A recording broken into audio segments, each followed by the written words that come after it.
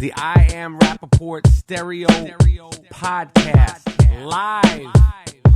You down with Rapaport? Yes, I am. You down with Rapaport? Yes, I am. You down with Rapaport? Yes, I am. You down with Rapaport? Yes, I am. You better tune in, IamRapaport.com. Cause every single podcast, you know he drops bombs. I seen him on set, a seasoned vet with true talent. Catch him on his way to CrossFit, rocking the New Balance. He asked me to do the track cause he know I rhyme elite. But I'm just waiting for the Robert De Niro line of the week. Breakfast of Champions, hosted bagel, cream cheese, and lox. This is I Am Rapaport, the show never stops. You might catch him out in public, stretching his knees. But if you don't listen to the show, yo, wig up please.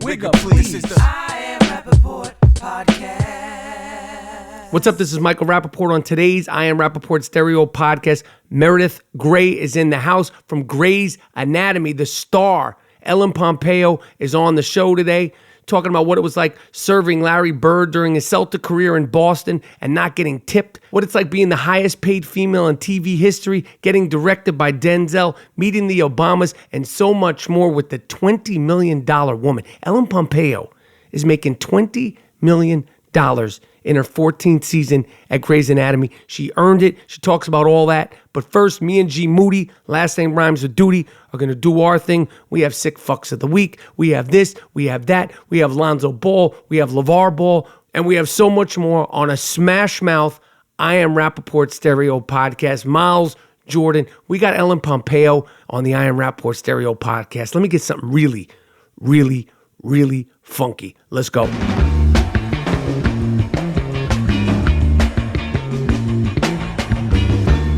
There's no time like the present to upgrade your old, uncomfortable underwear to Tommy John, the revolutionary comfort company for the modern man. Tommy John is committed to providing mind-blowing comfort, not just in their underwear, but in all of their incredible apparel. Tommy John's innovative designs and patent fabrics ensure that your underwear will never ride up, the waistband will never roll down, and you'll never get that wedgie. Listen, I tried all kinds of different underwears. You know how I feel about swamp ass, okay? And Tommy John is the perfect fit. It is the perfect underwear. It's simply the best there is without question. They've got an entire line of comfortable clothing at Tommy John, and includes undershirts that stay tucked, socks that never fall down, and just wait till you check out their t-shirts. Imagine soft, smooth, luxurious fabric that never shrinks or never stretches out. That's precisely what you get with a Tommy John Second Skin tee. Plus, all Tommy John underwear is backed by the best pair you'll ever wear, or it's free, guaranteed. So you have nothing to lose. Hurry up to TommyJohn.com/butter, BUTTER, and get 20% off your first order. That's TommyJohn.com/butter for 20% off. Tommy John, the best underwear, the best t-shirts, the best socks in the world. Go to TommyJohn.com.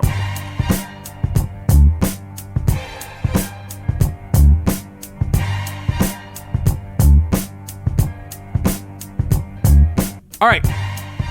See, I Am Rapaport Stereo Podcast. Have no fear, the I Am Rapaport Stereo Podcast is here. My name is Michael Rapaport. I'm in here with the 3-time podcast co-host of the year. Yep. Name is Gerald Moody. And you may or may not know that the last name rhymes with duty. That's a fact. Show. We are the Disco 2. We are the epicenter of all things podcasting.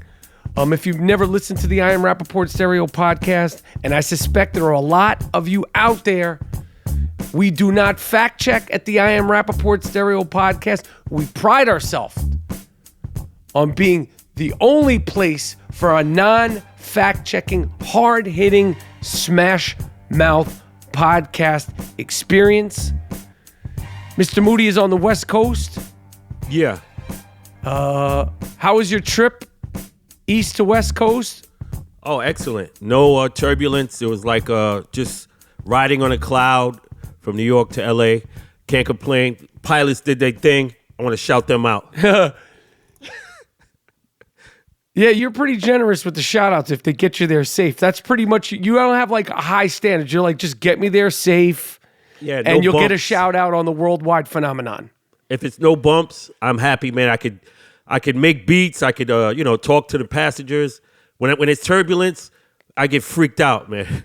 Did you have any incidents on the plane? Did anyone any No. fights on the plane with any passengers? Anybody doing any stretching in the aisles? Any issues?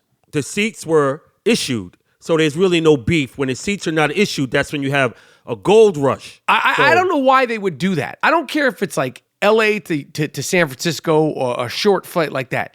There should always be issued seats. Yeah. And it's the same way as if you're flying from, LA to Hong Kong. Is that way everybody gets to the airport? They know what they're getting. If you don't like your seats, try to change it. If you can't change it, get a different flight.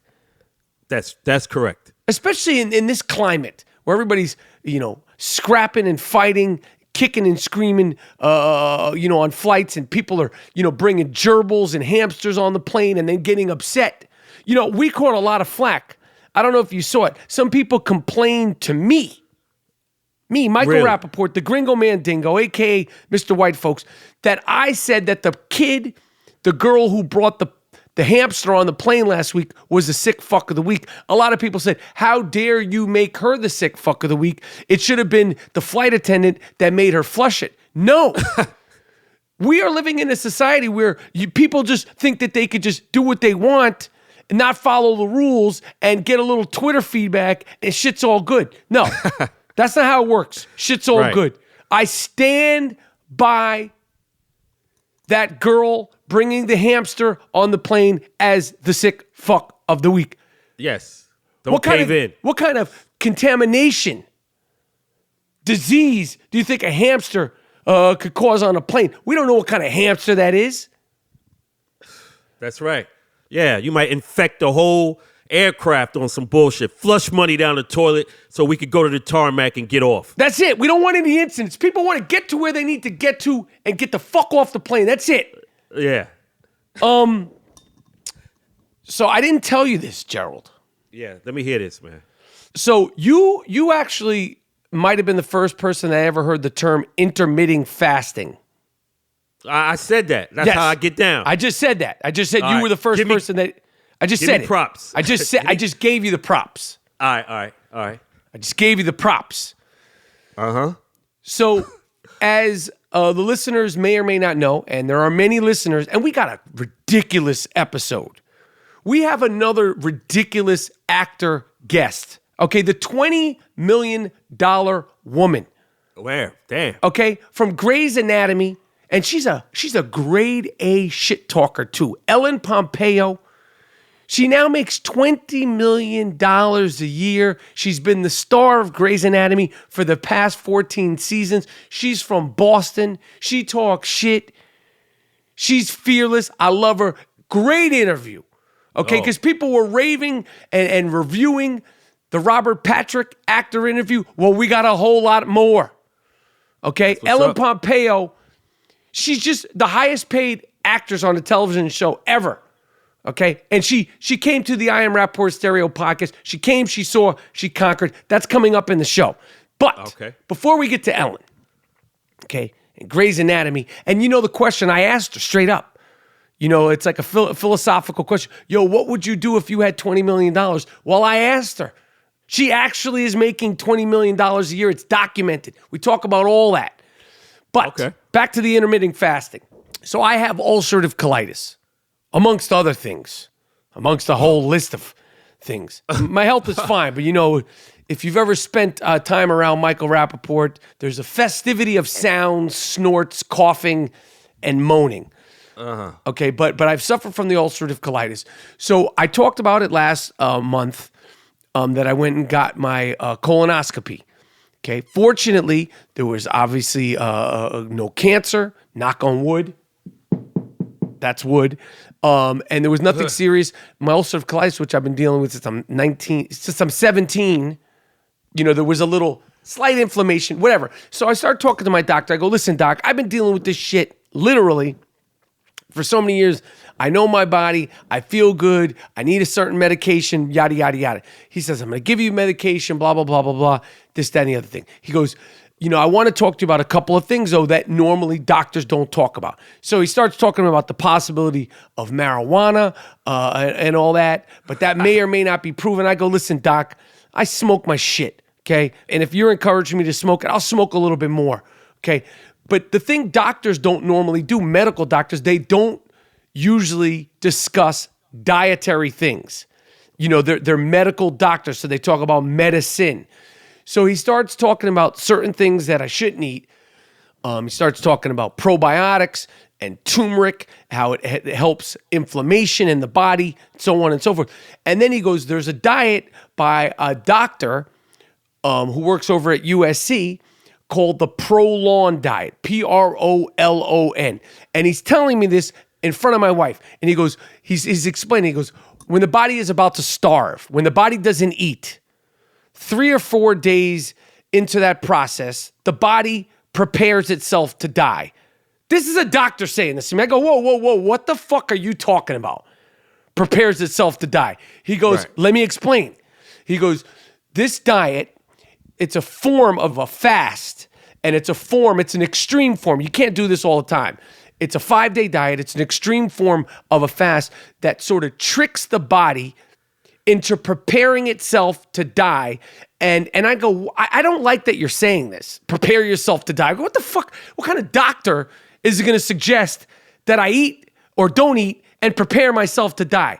And he goes, let me finish. My wife says, let me finish. Shut up. So I'm sitting there, and he goes, basically, when the body is starving, when it's not being fed what it needs, it'll get rid of old cells, okay, in the body, and it'll start creating new cells. So basically, if you have something like I have with the ulcerative colitis, it sort of like can flush out the bad cells, bad toxins, but the bad cells in your body, and recreate and reform new cells. Okay, it makes sense. So I read up on it. It's obviously it's totally legit. It's a doctor out of USC.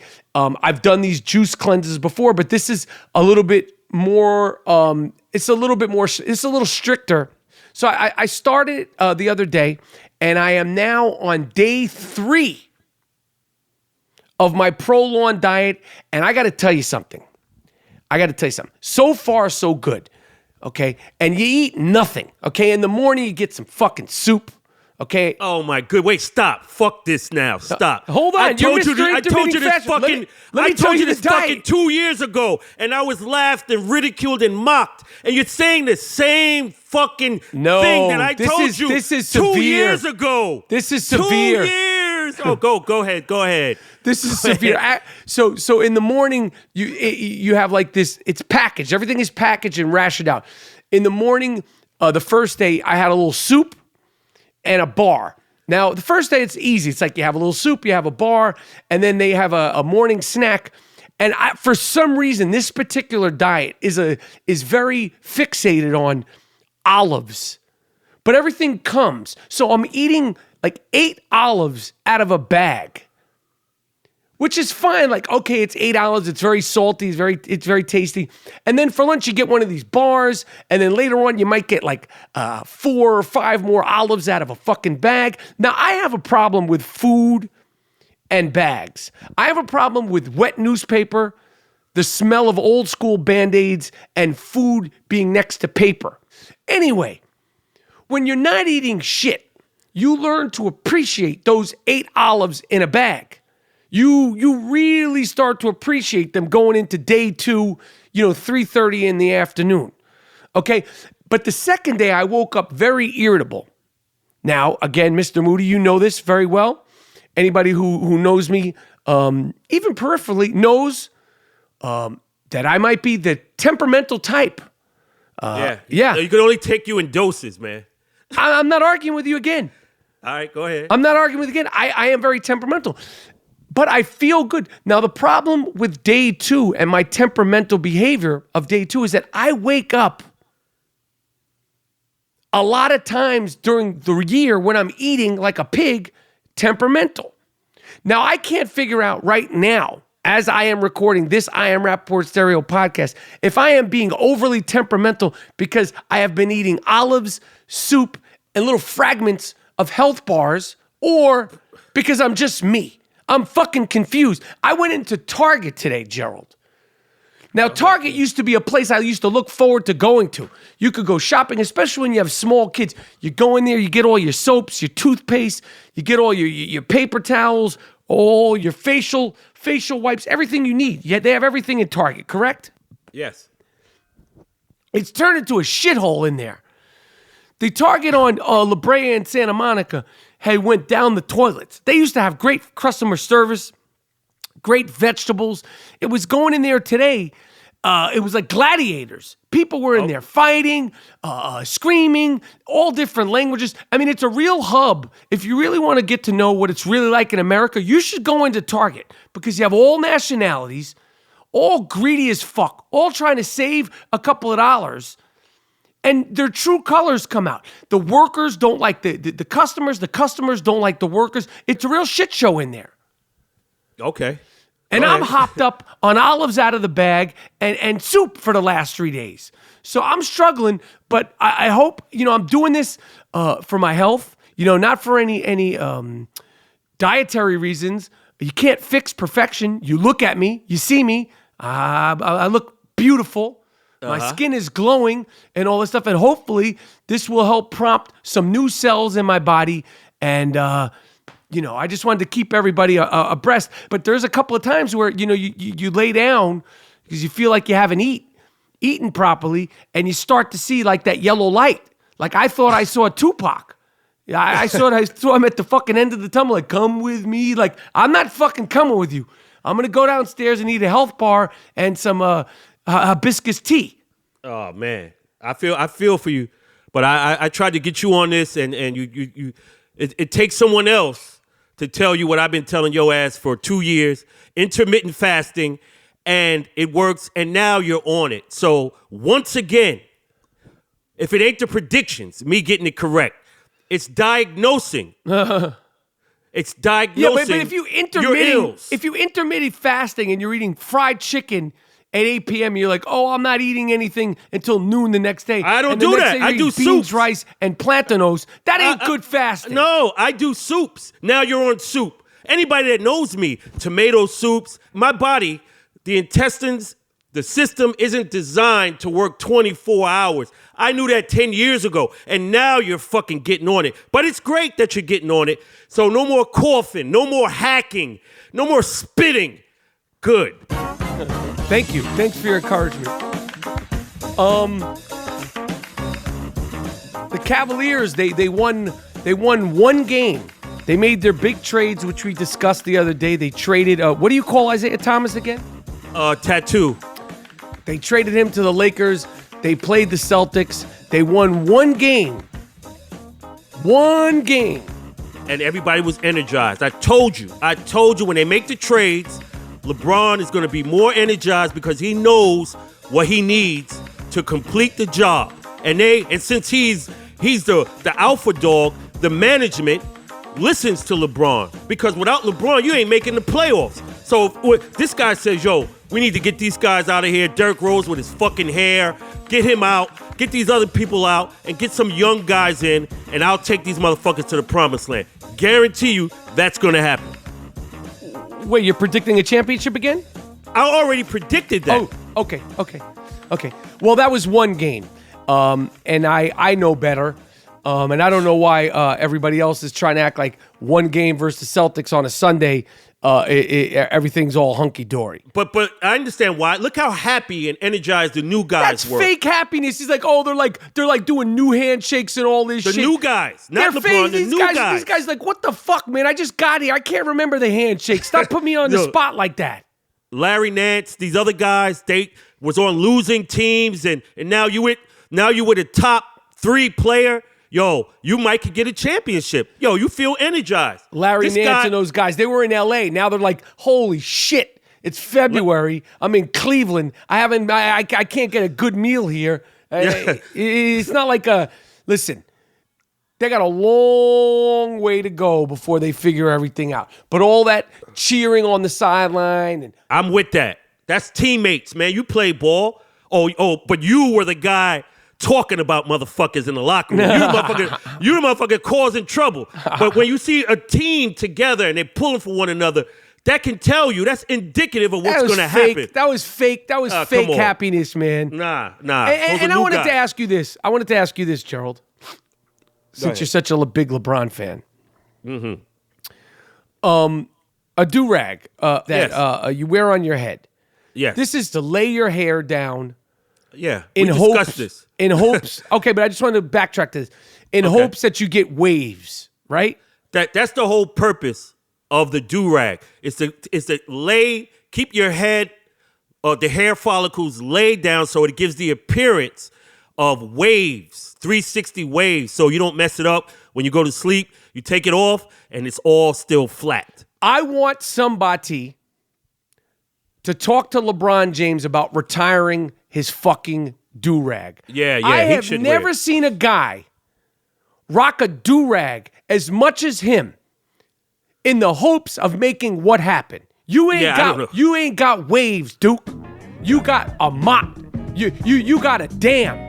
You got divots on your shit. Yeah. The only people who should be rocking do-rags are people with hair. You don't have hair. Why is this guy, every time you see him, he's not on the court, pre-game, locker room, post-game, he's rocking a do-rag? I couldn't tell you that, but it became a style thing, too. It used to be you take it off, boom, you go out. Now people rock them as like a style thing, but I don't know why he wears it. But this is LeBron James. It's a style thing for kids, and it's a style thing to get your hair laid down. You're not that dude. You're not that dude. Why do you have a do-rag on? I want you to talk to your man. Talk to your man about yo, shut it down. Yo, let me tell LeBron, when you pass Magic Johnson in assists, take the do-rag off. Just shave your head, my man. You look fucking batshit crazy with the do-rag on. You're not getting waves. Yeah. Parlay that balding spot that everyone can see. Parlay that into some type of endorsement deal. Exactly. Flip it like you flipped everything else. Wait till your teammates get to know the real you come mid-March, early April. This little shenanigans of cheering each other on, that's going to go right out the window. You heard what George Hill said. What did he say? He said, George Hill said, he's the Batman and we all just got to be Robins. The people who play ball know what the caliber of player this guy is. They know. We're just like, yo, we gotta help this motherfucker and we could win a championship. Okay. This guy will pass first. Okay. They know. I want to give a preview. This Friday, the Friday episode. As you know, we dropped 3 episodes per week. On Wednesday in primetime, we have Muggsy Bogues, rocking with us on the I Am Rapaport Stereo podcast. I am hyped about that. Man, okay? Muggsy should be a Hall of Famer. He should be a Hall of Famer. He should be a Hall of Famer, man. And then on Friday's episode, I don't know who the guest is going to be or if we're going to actually have a guest. But Friday's episode, me and G Moody, last name rhymes with duty, are going to be giving a full in-depth review of Lonzo Ball's first CD. He's dropping his first CD on Friday the 16th. Yeah, Born to Ball. He's got like a track list. He has the gall. He's got the ego to think that he should drop a fucking hip-hop CD during the middle of his rookie season, which has been far from easy. Yeah. You're disappointing. You're still shooting jump shots in a slingshot form from the left side of your head. And during All-Star Week, you want to put out an entire CD, not just a little mixtape song, a fucking CD. Well, the I Am Rapaport Stereo podcast will be there first, boots on the ground, to review it song after song, track after track, lyric after lyric. And I don't want to hear any shit. And we're going to listen to it a few times as unbiased as possible. This is hip-hop. I don't want to hear, yo, it's a 20-year-old kid. Special Ed. Rakim was 20. Special Ed made one of the biggest songs. I got it made while he was still in high school with me and Gerald at Erasmus Hall High School. Q-Tip wrote Bonita Applebum when he was 17. Yeah, Rakim when he was 19. Big Daddy Kane, 19. So Illmatic came out when Nas was 19. He wrote the record when he was 16, 17, 18. Dropped it when he was 19. There ain't no age in this hip-hop. Shout out to Chi Ali. Age ain't nothing but a number. You're getting the full review, the full I Am Rapaport Stereo podcast review. Yep. We don't discriminate, man. Oh, no. You can rock this shit 14, man. You can be dope at 14. Roxanne Shante, she was like 16 when she was doing her thing. Yep. You want to put out an entire CD during your rookie season, during your uneventful rookie season, during All-Star Week? Well, I can't wait to hear it, mi amigo. I'm a consumer, and I'm going to judge it, and I'm going to be fair. Oh, yeah, we're going to be really fair. Yeah, we'll be fair. Speaking of the Ball family, your guy Lonzo LaVar Ball, he just said this the other day. I want all three of my boys to play for the Lakers, but if that does not happen, I am telling you what's going to happen first. If they, meaning the Lakers, if they don't take Jello this year, I bring back Jello over here to Lithuania to play with Melo for 2 more years. Lonzo will be on his 3rd year, and I want to let every NBA team know that Lonzo is not going to re-sign with the Lakers, but will go with any team that will take care of my 3 boys. That's my plan. Oh, man. If I'm the Lakers, I trade this guy while he still has some value left. Damn.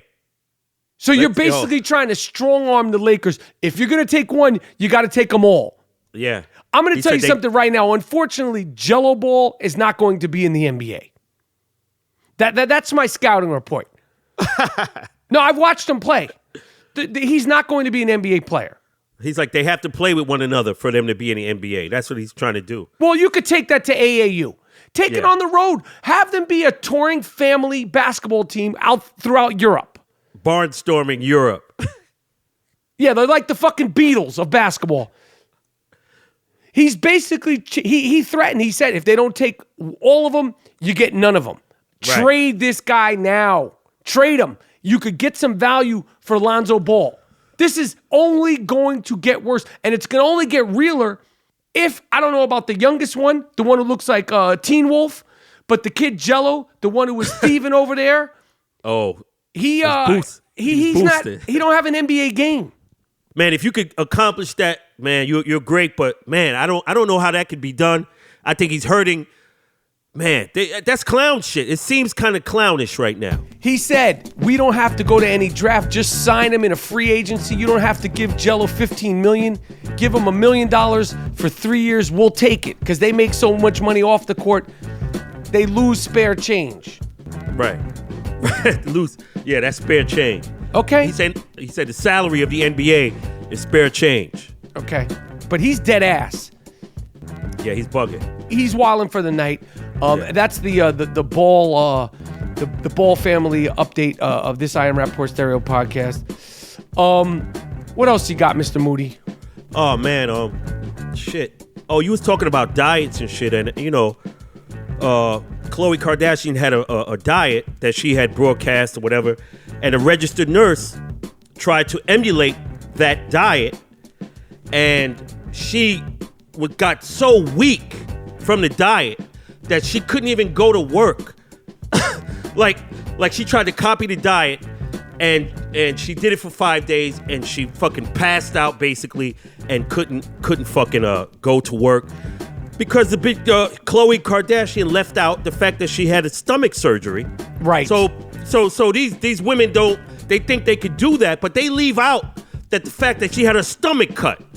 So it's false advertising, so I just wanted to say that. Complete false advertising. Yeah, oh, by the way, did you see the official President Barack Obama paintings and the First Lady's paintings? They get to pick the artist. The portrait, yeah. The portraits. Yeah, presidential. Yeah, so I like Barack. It was good. It was good. Yeah, I like Barack's. I love Michelle Obama's. I liked hers better. I felt like Barack's was a little bit busy. I liked the way he looked. I felt like the flowers. This is my art review. I felt like the flowers in the back were a little busy, but he looked cool, looked handsome, looked very presidential. But I thought Michelle Obama's was fantastic. People are fucking bent out of shape over this. Why? I don't know why. Because they're not traditional paintings. They're different styles. I don't know why. Everything they do.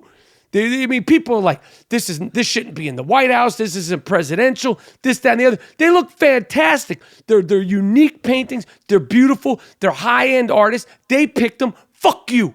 What are they supposed to look like? King Arthur from 1776 or George Washington portraits? That's what they want. They did what unconventional artistry or whatever, and these motherfuckers are all buttoned up. It rubs people the wrong way when it's some new, different type of shit. That's all it is. But as long as they had the guts and the balls to do it their own way, that's the victory. Before we get to Ellen Pompeo, Johnny Manziel is on his recovery tour. Did you catch him? Oh shit! They all go to Good Morning America. That's like the fucking psychiatrist's couch. Yeah, that's where they go. Like, I'm bipolar. I'm watching other guys doing what I want to be doing. I'm sitting on the couch being a loser. I've been in rehab. Da da da da da da da da. Listen, I have nothing against Johnny Manziel. I wish him luck. He's a young kid. He, got caught up, with the drugs and the alcohol and this and that and the other. Good luck to him. But I'll tell you one thing: if he gets a tryout with an NFL team and Colin Kaepernick doesn't, we're gonna have a major. That's a major fucking problem. Johnny Manziel.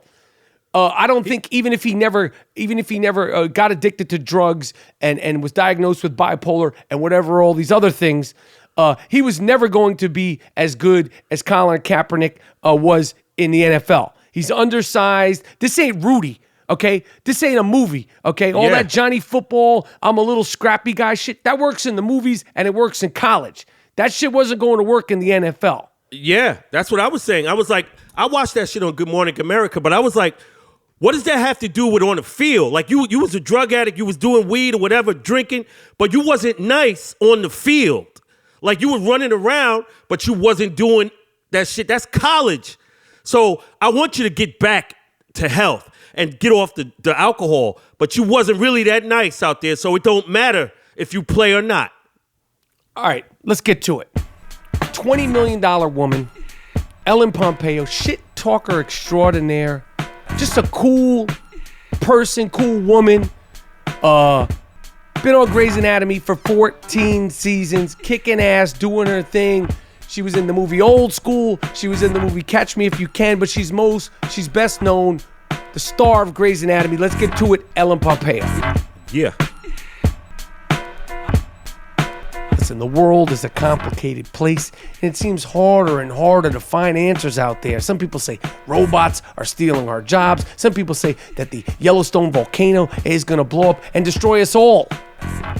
Some people even say that Thursday boots are not the greatest boots in the world. That is fiction, okay? That is not real. The fact is that Thursday boots are the greatest boots in the entire world. Fact, they are durable enough to take a serious beating and sophisticated enough to clean up for a date. Thursday boots are built for people who understand quality and want a good-looking pair of boots that will last a few seasons. Thursday boots are made in the same North American manufacturing facility as the heritage brands your parents and your grandparents wore that sell for 2 to 3 times the price. Thursday boots are not only a better value, but they use better materials also, like the famous Chrome XL leather from the Horween Tannery in Chicago. Do not fall victim to fake news with prices starting at $149 and free shipping and returns. Thursday boots are the best buy this winter. They are clean, they have timeless design, and they have fantastic durability. Thursday boots will keep you standing confident for years to come.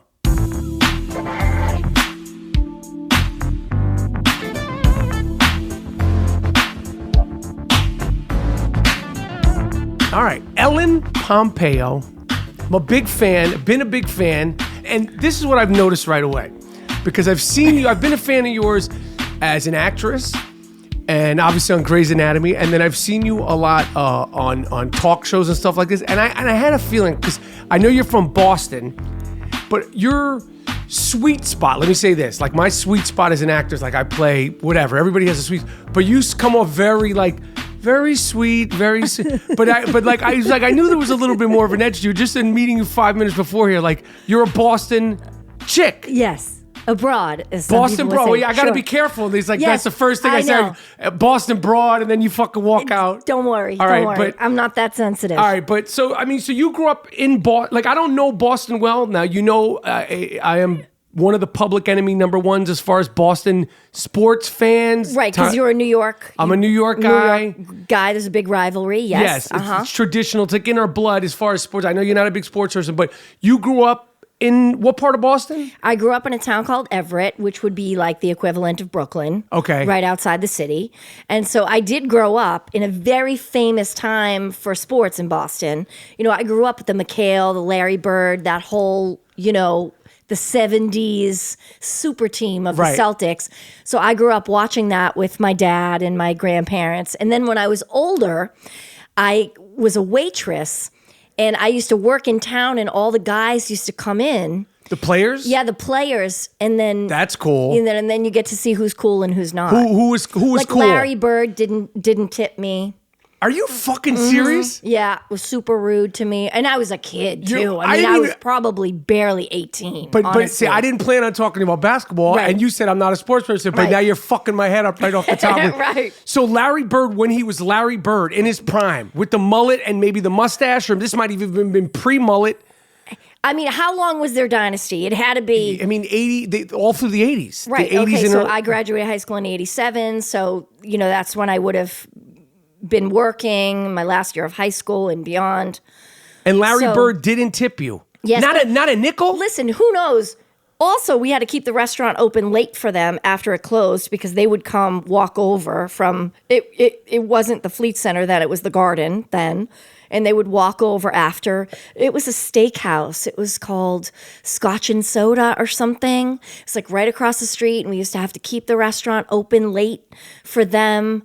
And, maybe they lost a game. He was in a mood. Who knows? Not a tip? I mean, shit, a tip, like $1.50, like something. Not nothing? Yeah, no, I think, he was definitely feeling himself then, for sure. That was in his prime, right? That is, even though he didn't tip you, that is cool, though, because it was Larry Bird.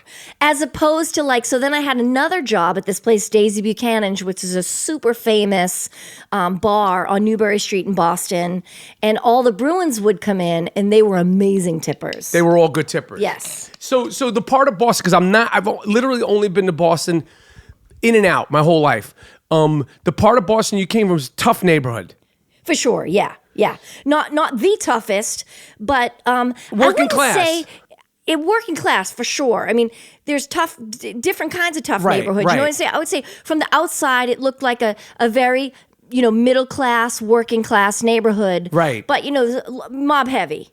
Okay. You you were aware of that. Yeah, not like tough like the black neighborhoods. Right. Like what is it, Mattapan, Brookline? And Dorchester and Roxbury and Jamaica Plain and all of those neighborhoods back then. You're not impressed with my Mattapan reference right there that I just Yeah, that was a good one. Thank you. Mattapan was a little far out for me. So but I think that was on the red line or is on the red line. I don't know what it looks like today. But so there's different types of hard neighborhoods in Boston. There's the Irish, there's the Italian, and then there are the black neighborhoods. Is it still like that, or is it all sort of melded together? Is Boston still like, because literally, I don't know. Is it still sort of segregated like that? I don't really go back there. Really? To be honest. Why not? It's just not, because I love the weather here in California, all my dreams came true here. So how did you wind up, for a girl from tough part of Boston, wind up playing roles that are always so sweet?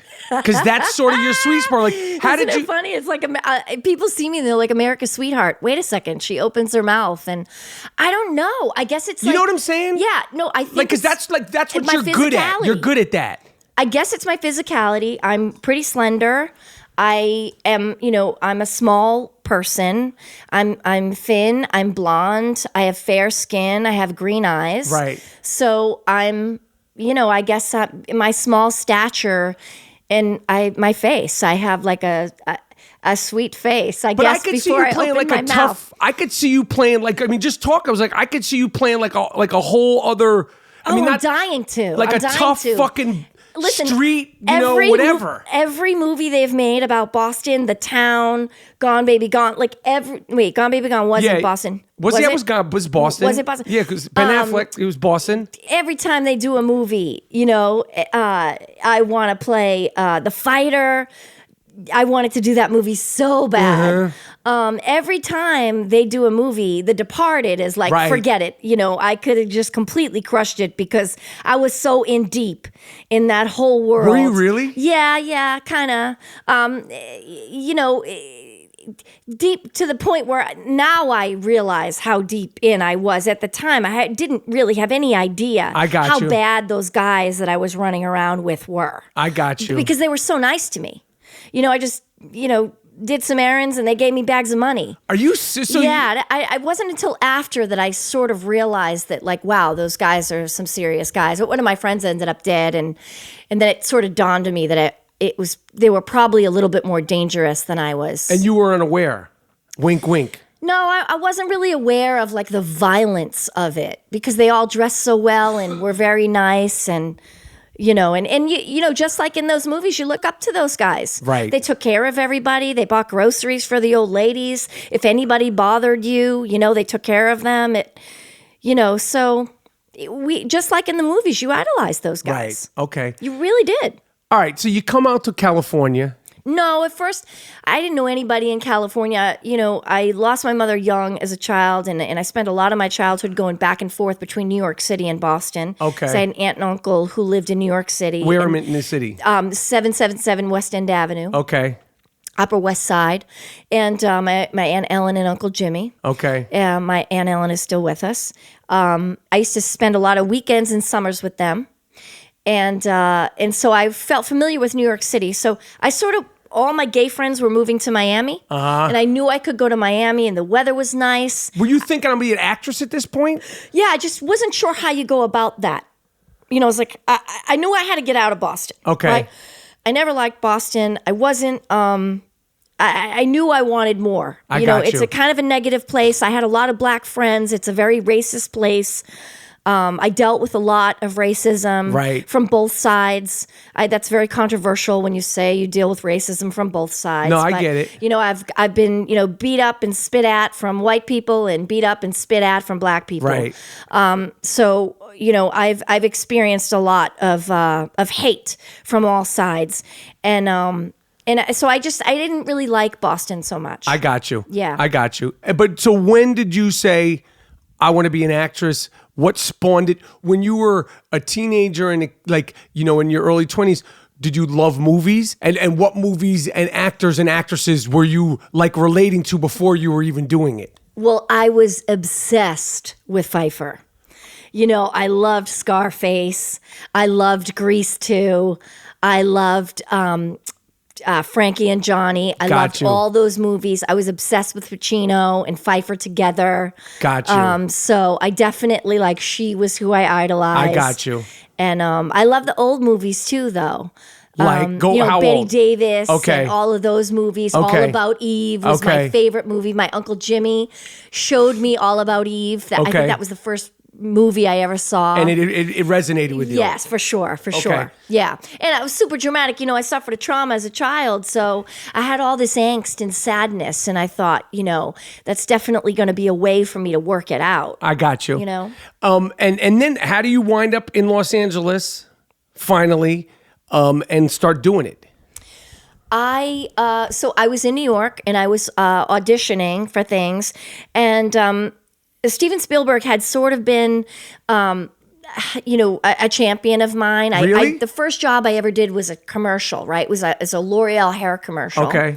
And it aired the first time, and then the next day, my agent called and said, I happened to be sitting at her desk, and someone from Steven's office called and said he wants to meet you. Off a fucking commercial? Yeah, off a hair commercial. That's crazy. I know. And so Were you like, what the fuck? Like, you think this is a joke? And I was like, well, it was very interesting moment for me because I was so afraid always to like, how do you become an actress? How do you start? I can't move to LA. I can't do this. And like, I moved to New York. I got a bartending job because that's what I did. That's what I knew how to do. And an agent approached me. I was only working there for like 3 weeks. An agent approached me. She was like, I'm an agent, whatever. I was like, yeah, whatever. I thought she was like trying to hit on me or something. I didn't even know. And then I went and saw her. She wrote down 3 addresses. She said, go to these places. And they were auditions. You know, I didn't know really what I was doing. Right. And they were all like 3 national commercials. And I went to all of them. And she called me back 4 days later. She was like, listen, kid, I don't know who you are, but this is crazy because you have callbacks for all these commercials. And then I went to the callbacks. And then she called me back and she was like, kid, you're on fire. You booked all those commercials. That's crazy. And I was like, damn, why did I wait so long? Because I was 26 when this happened, right? So I was like, wow, had I known it was going to be so easy, I should have done this shit when I was 19. Right. But especially with national commercials. Yeah. So then I was doing commercials, and then Steven saw the commercial, and then I said, oh, okay, well, I'm getting some looks. You know, this is good. But then I kicked around, and some people were like, oh, you should move out to LA. And my agent actually at the time, she's not in the business anymore, but she moved out to LA, and she was like, you should come with me. And I went out, and I did not fit in out here at all. I didn't look like the other girls. I didn't have fake boobs. I didn't have a tan. I wasn't wearing mini skirts and high heels to auditions. Right. You know, I was like wearing my Adidas and my baggy jeans and no makeup and kind of tomboyish. Right. And I would go into auditions and she would call me and she'd say, did you go? And I'd say, yeah, I went to the audition. And she'd say, oh, they don't remember you. I say, okay. They literally. You were making no impact. I was making no impact. I was like auditioning for like Dawson's Creek, right? Okay. And like making no impact. And so then I went back to New York, and I would get put on tape for things, and then directors would just, and then I got this, A.V. Kaufman, who I'm sure you know is a big casting director from New York, called me one day, and she was like, I heard you're in LA. I need you to go read for this movie for me. And I said, okay. And I read the sides. And of course, like all actors, I'm like the worst of them. I'm like, this part isn't right for me. I'm not going to be good at this. This is terrible. Why do you think I should do this? She was, Ellen, just shut up and just go, please. So I go and I end up getting the movie. And then which was? Moonlight Mile. Right. With young Jake Gyllenhaal. With young Jake Gyllenhaal, who I had met like 2 weeks earlier on the street. I was sitting outside of Jones on 3rd. And he came up to my car and was like, you're so beautiful. And that was his pickup line? Yeah, he was. Would he start with "You're so beautiful"? Well, that would make women swoon now. Like I think he said like, you're the most beautiful girl I've ever seen or something. That's it was the fucking opening line. Yeah, it was very smooth. With the eyes and all that shit. With the eyes, but he wasn't Jake Gyllenhaal. But still. So I had no idea who he was. Right, so it's like, beat it, asshole. And no, actually, it was like, oh my God, this sweet kid. Because like, by the way, now I'm 30. Okay, he's younger. He's younger. He's like 19. I got and you. I'm 30. Right. So I said, listen, I'm going to tell you 2 things. Number 1, I'm probably older than you think I am. Because I looked super young. And number 2, don't be embarrassed because you made my day. Because I kind of was like, yeah, that's cute. I gotta go. But he was just a guy then. He did shit then. Because Miracle Man was. He was doing Donnie Darko, and he was filming all those movies, or had just wrapped those movies. He wasn't Jake Gyllenhaal. No way. No one knew, and had no idea who he was. Okay. He was definitely adorable, but he's just a smooth motherfucker on the street. Yeah, and I just knew he was younger, and I sort of, how to get out of it in a nice way because I knew he was a lot younger. And I didn't want him to feel bad because I was having a terrible day. I got you. I moved to LA. It was cars. But you I had to remembered drive. it. I had no idea how to get to auditions. Right. This was before Waze and those Thomas guys. Yes, I know. Thomas Scott. If you don't know what it is, it was like a 3-inch telephone size book where you could decipher the maps. And this is before like navigation. I lived off of Thomas Guy too when I came out here. And it would drive you nuts because sometimes you couldn't figure out. But when you did crack the code, it was like, holy shit, I could get from one place to another place. Yeah, if I could just get to that place without being late. I'm surprised Thomas Guide didn't come up with their own app. You're so right. They missed the Like, boat on that. they should have been controlling all that shit. Yes. Like, instead of navigation or Waze, it should be Thomas Guide. The guy who created Thomas Guide is probably like fucking miserable somewhere, broke. Like, they took my whole shit.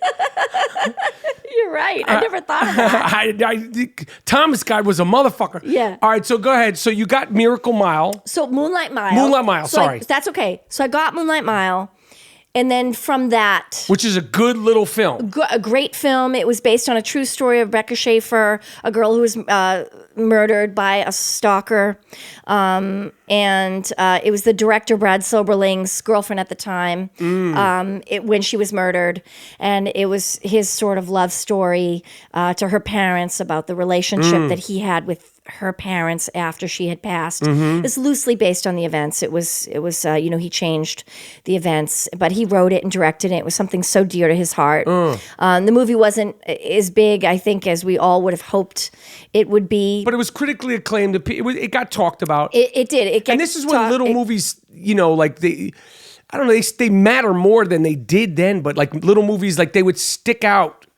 Yeah, I think the subject matter, I think for the studio, the subject matter was sad. Too sad. Right. They didn't know how to market this movie because it was about a girl's death. Right. And the family grieving. Right. So, I think that's, on the business end, I think that's what happened to the movie. But it did its job by the way of everybody noticed me from it. And you started getting, and so what was that like for you when you start getting hot for the first time? Like where you're in a legit movie with Dustin Hoffman, young Jake Gyllenhaal, and people are starting to call, like, and you're 30 now. Yeah. And so Yeah. what was that little experience like? What meetings did you take? What was cool? What was like the most exciting sort of thing from that?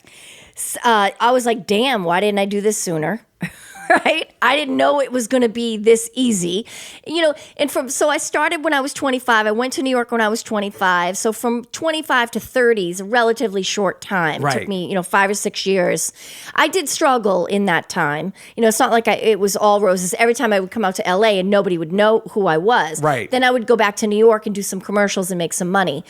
But so it was, I met everybody. I mean, I went into Harvey at the Peninsula. I got sent up in there. I signed to CAA. And shit. yeah. And you're doing general meetings with this one and that one. general and meetings, auditioning for with this Warren one. Beatty, Harvey, Sam Mendes, all of them. J.J. Abrams I met. Sam Mendes, we laughed about it later, but Sam Mendes said to me, don't do television. Right. And I said to him, I met him for that movie Road to Perdition. Yes. And it was an audition for the role of a waitress. It was like one scene. She had no lines. And I said, Sam, you have the power to change the game for me right now. I look great in a waitress uniform. I've worn one my whole goddamn life. You can't just give me this one I'm not doing an scene. extra scene, motherfucker. I'm not playing an extra. But I will. I was fine to do it. He was the biggest thing. Jude Law was the biggest thing at the time. And he was just like, well, if I this sounds like bragging, but if I remember correctly at the time, he said the scene is about Jude Law. The scene can't be about you. And if I put you in this scene, it was some bullshit he's saying to me, if I put you in the scene's going to become about you. And the scene has to be about Jude Law. So I was like, okay, that's a smooth motherfucker right there who's not giving me the job. I said, but still, if I walk out of here saying I just booked the Sam Mendes movie, that's going to change the game for me. And if you're not going to give me a job, how are you going to tell me not to do television? And he said, well, I know it's pilot season. I know they're probably trying to get you to do TV. You just shouldn't do it. And this is 2000? 2001, 2002. And lo and behold, I mean, the fucking TV zeitgeist changed so crazy since then. But it actually had to be later than 2002. It had to be more like 2003. It had to be closer to the time when I did the Grey's pilot. Right. It had to be closer to that. But anyway, Sam and I have since seen each other and we've laughed about it. And he owned up to it. He was like, what an asshole I was, huh? Right. We had a good laugh about it. But yeah, listen, and I give Shonda Rhimes a lot of credit. I think Grey's is partly responsible for changing the TV game. Absolutely. Sure. I mean, I think the TV game, I think the pinpoint is James Gandolfini, The Sopranos, and that's cable, obviously. Yes. And then Shonda on ABC came in, and she's taken it to another level because the exposure on ABC, no matter how good Showtime, HBO, and any AMC, all that stuff, ABC is, everybody has ABC. Right. And now it's like, I mean, the movie business, it's like, unless you're doing a DC Comics movie, even the movies, the smaller movies, it's a weird time because the smaller movies get nominated, but no one sees them. Right. Right? Yeah. Like if you and look there's at, still an incredible bias, right? Like it's not like I could flipped, ever though. be up for I mean, listen, I work, 10 months out of the year and I don't have a lot of free time anyway, but it's not like anyone's checking for me for Disney does movies. I work for Disney. Right. I'm one of the biggest money makers Disney has. Right. I don't get offered Disney movies. well, that's because you're busy though. No, I'm what. And they listen, don't see- whatever. If they wanted to make it work, I mean, this is Right, the they can bias make it that work. it is. But girls won't talk about that. Actresses won't talk about that. They won't say nobody wants me. Right. I'll say that. I'm okay. Right. I'm okay to say that. But That's what it is. When you say nobody wants you for movies, but in this day and age, where we are now, 2018, like movies, it's like, if you're working on a TV show and successful, you have kids, like, For sure. fuck am I going to do this? Not because it's not the money, but like even creatively, like the only reason why you'd want to continue working in between your schedule and being a TV actress, let me tell you, motherfuckers, it's not easy. No. It's a lot of time. You got 3 kids. I don't care if the show's been on 14 years, 1 year. It's a grind. It's an absolute grind. You'd have to It's be really- hard work. It'd have to be Yeah. something special for you at this point. For sure. And it wouldn't be money involved. It'd have to be like you really want to do it, right? Right, but I'm saying even 5 years ago. I'm saying even before I had kids, or 8 years ago before I had kids. There's a real stigma attached to network television actors. That's true. I agree. I there is. agree. And that's okay because listen, everyone's got to eat. You know what I'm saying? And you don't need the whole pie. I don't need the whole pie. Right. I have a slice and I'm good with that. You got a big fucking You know what I slice. mean? I got gonna a big get to slice, the, yes. I want to Yes. get to that. All right, so Grey's Anatomy. You read this pilot. Shonda Rhimes is in Shonda Rhimes. You you've had success in some films. It's not TV now where like TV's the place to be. Sam Mendes is telling you don't do TV. You're probably like, I want to be the next Michelle Pfeiffer and all this stuff. When you got to the part of testing, like when you're auditioning as a younger act or at any point, they have you do network testing. This is like the final sort of. I didn't do that though. Break that down. How'd you get Grey's Anatomy? That's my fucking long-winded question. I had done Eternal Sunshine of a Spotless Mind with Jim Carrey and Michelle Gondry, Daredevil with Affleck. Yep. I was trying to work Old with, School. John Favreau directed that, Old School. Which is a classic. Which is a classic. I was trying to work with dope directors and do great movies. Even if the part was small, I was just trying to be a part of really good projects. But I kept sort of getting cut out. I did Catch Me If You Can with Steven eventually. I ended up doing that with Leo. And he was super cool and like let me pick the part that I wanted, which was That's really cool. nice. Yeah, I love that guy. He's amazing, that guy. But before you skip over that, what was Leonardo So- DiCaprio is such a star, he's like the last of a dying breed in terms of For sure. He don't have to do any talk shows. He's Leonardo DiCaprio. What is your takeaway from working with Leonardo DiCaprio? I mean, listen, Leo and I, we have birthdays very close together. His birthday's like the day after mine. I mean, I love the dude. I love him. I think he's crazy talented. I'd watch him sit on a sidewalk. Yeah. I really am I'm a huge fan. Mm-hmm. And what about Spielberg? What is he like to be directed by? My experience on that, I was so nervous, man. My first day, I had to show up and I had to like jump in a bed with Leo. My first day on a Spielberg movie. You know what I mean? My first scene was like in a bed with him. That's so crazy. I was too nervous to even know what was going on. You're just there. Yeah, It's like I was just out-of-body like, experience. out of body experience, like all my dreams coming true.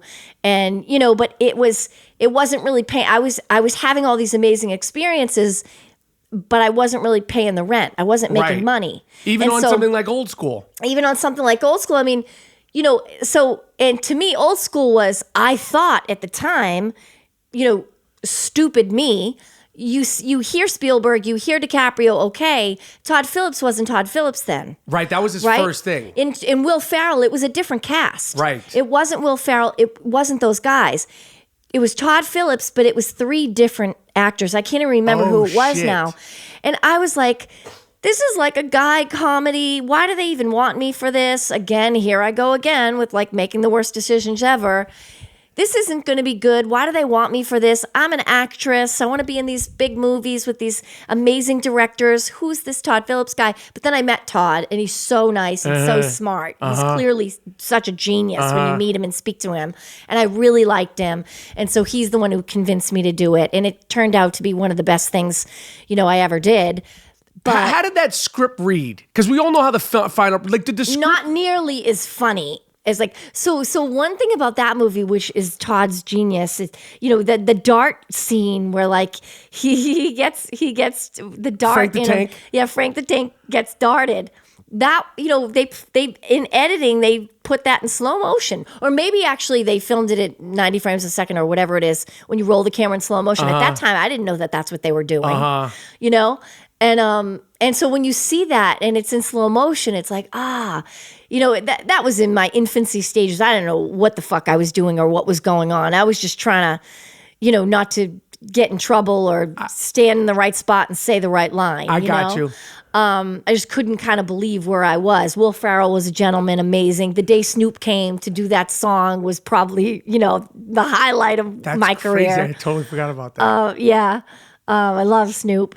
And it's such Snoop Pompizzle, he calls me. I see him at Laker games sometimes. He's like, I see you, Pompizzle. Snoop is like, he should be the ambassador for the United States. Oh, everybody for sure. loves Snoop. Yeah. All right, so Grey's Anatomy. So I'm sorry, I interrupted you because I had to double back on those two because people would be, and myself, I would be, if I didn't talk about Catch Me If You Can, and of course, Old School, just to dip in there for a second. All right, so Grey's Anatomy. Because everybody's want to know. We're start with Grey's Anatomy, and like then you're making $20 million a year. That's the end game. Okay, so what happened was, I got a call to go in and meet J.J. Abrams. J.J. Abrams was doing Alias at the time. He said, I want to bring you on Alias. I want you to play Jennifer Garner's sister. And I was like, you're a genius. This is amazing that I'm sitting here. I really would love to work for you, but I don't want to be Jennifer Garner's sister. Did this movie and that movie, and I really want to be a movie star. No, not about Jennifer Garner. You just didn't want to play this second. Yeah, I didn't. Well, the truth is, listen, I had been in Daredevil with Jennifer, right? And the girl's so gorgeous that the whole movie became about her. I mean, no one's even looking at Ben Affleck, honestly. It's all about Jennifer Garner because she's perfect looking. And I got cut out of that movie. Right. So I was like, I'm not stupid. This ain't happening again. Right. I don't want to play her sister and get, So I was like, I'd love to do my own show. If you want to write me a show, I'd love to do that.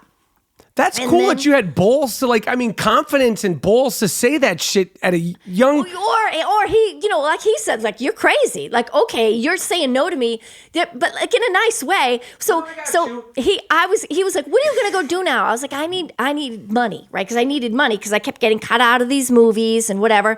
And holding out for good directors I wasn't taking any money jobs.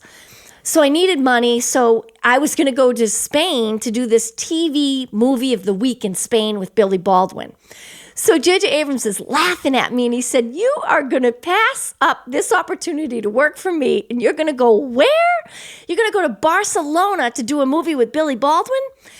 So a TV movie of the week, no less. And I said, yes, because I'm going to get to live in Barcelona for 2 months. They're going to give me a bucket of cash, and that's what I want to do. I want to go see Spain. I've never been.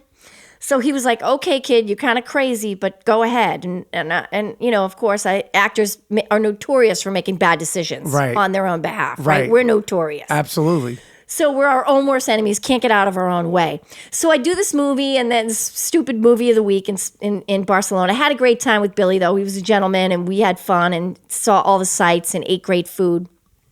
And I came back, and I get a call that Alex Kurtzman and Bob Orsi, who were writers on Alias, who worked for JJ, were going to write a pilot called Secret Service, and I could go screen test for the lead. Okay. So I was like, dope, okay, this is what I'm feeling, this is it. So I want to go do that, and then my agent calls and says, there's a medical pilot at the network that Lloyd Braun really wants you to do. They don't want you to do the Secret Service show. They want you to do the medical pilot. And I said, I don't want to do a medical show. I want to go do the cool Secret Service show. Right. Let me go do that. So they entertained me and let me go screen test for the Secret Service show. Uh-huh. And then they said, that Glock looks ridiculous in your hands. You're 90 pounds soaking wet. Uh-huh. They want you to do the medical pilot. So I hemmed and hawed, and I don't want to do it, and do my thing that I always do, and say no before yes. And then finally my agent was like, Ellen, just do the pilot and make some money. These things never go. Stop it. So I was like, okay. So I went and did the pilot to Grace. I didn't have to audition. I didn't have to screen test. I didn't have to do anything. I went and met Shonda at Barney's Greengrass. We had lunch, French fries and chicken salad. And I sat and spoke with her, and I really liked her. And I said, okay, I'll do this. I like this lady. And then we did the pilot. 14 years later. We did the pilot, and we were hearing through the whole thing. We're filming the pilot and filming the first shoot. We had an order for like 13, right? And we were hearing the whole time the studio didn't like the show. They might not air it. They try to change the name at one point to Complications. The next it was day originally on set, Grey's Anatomy. It was originally Grey's Anatomy. Then they didn't like it so much. They were trying to mess around with the name and change it. And interesting, like when you look back at things. And this is also my version of it, right? Right. This is also my version. I'm sure Shonda has her own version of how it came together. Which is probably way worse, right? I mean, who knows? But I'm saying in terms of dealing with the network, like the stress and like it's going, it's not going, and it's happening, it's not happening, and you think you didn't even want to do it. Essentially, right. You want to go shoot guns, right. and be a Secret Service agent. Yeah. When did the show go from uncertainty to like, this is a good show? The day after we premiered. They must have had some promise in the show because they gave us the time slot after Desperate Housewives. And at that time, Desperate Housewives was a smash, right? They were doing like 25 million people. That was back then. You'll listen to me dating myself, but that was back when TV numbers were 25 million. Right. People have hits on the air. Now they're calling 8 million people. It's a hit. It's a smash. 9 million people. We used to do 25 million people. I think the Super Bowl episode, we did like 26 million or something like that. But that was when numbers were huge. And so Desperate Housewives was their breakout hit. They gave us the time slot after Desperate Housewives. So that's when we kind of knew, well, they're giving us a great chance. Because, your time slot is everything. Mm-hmm. So someone believed in something to give us that time slot. Mm-hmm. And so once we had that time slot, we aired after Desperate. The numbers were huge. And then it was like off to the races. And it just kept going. Well, yeah, we had one day of work left shooting. So we aired on a Sunday night. And then we worked Monday, and that was our last day of season 1.